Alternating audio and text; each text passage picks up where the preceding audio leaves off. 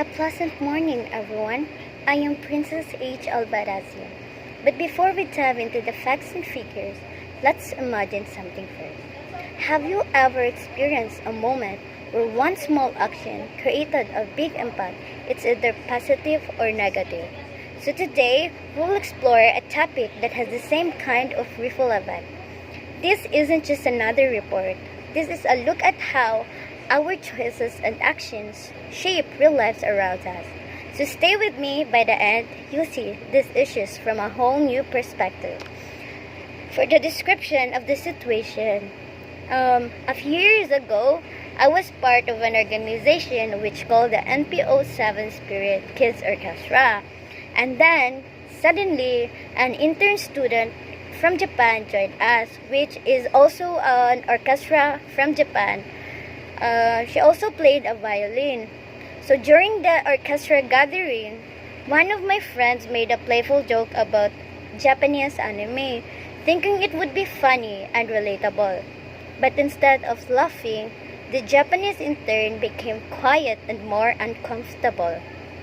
So later on, we found out that what was my friend said was actually considered disrespectful in their culture, even though to us it sounded harmless. So this involved a Filipino kids orchestra and a Japanese intern, where two cultures that value respect but expresses it differently. For analysis, why this was a blunder? This turned into a blunder because my friend assumed that making light jokes about someone's culture was automatically acceptable or funny. The intercultural guidelines of respecting cultural identity was avoiding stereotype was violated. What we see as friendly teasing may feel like an insult to someone else, especially when they are in a new environment. Connection to DMIS, or a developmental model of intercultural sensitivity. This moment reflects the denial to minimization stage of DMIS. I noticed there was a cultural difference, but we minimize its impact by joking about it, thinking it's okay because we all laugh at this. That's totally ignoring the deeper meaning of respect in another culture.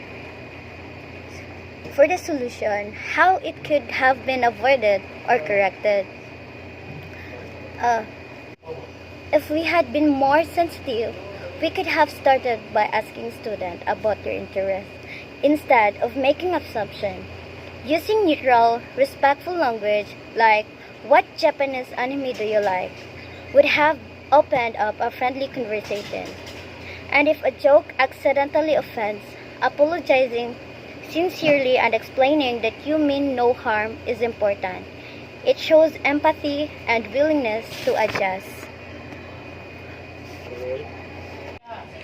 As for my personal reflection, as a future professional, this experience made me realize, or reminded me, that good intentions aren't enough.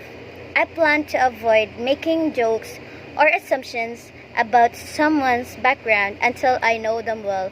Instead, I'll listen first, observe, and learn about their culture. So in that way, I can communicate with respect and avoid unintentionally hurting someone. So, a simple jokes taught me how easily miscommunication can happen in multicultural settings. So from now on, I'll treat every interaction as a chance to learn rather than assume.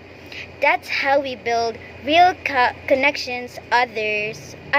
real connections across cultures. That's all. Thank you. Once again, I am Princess H. Albarazin from BS Psychology 1C.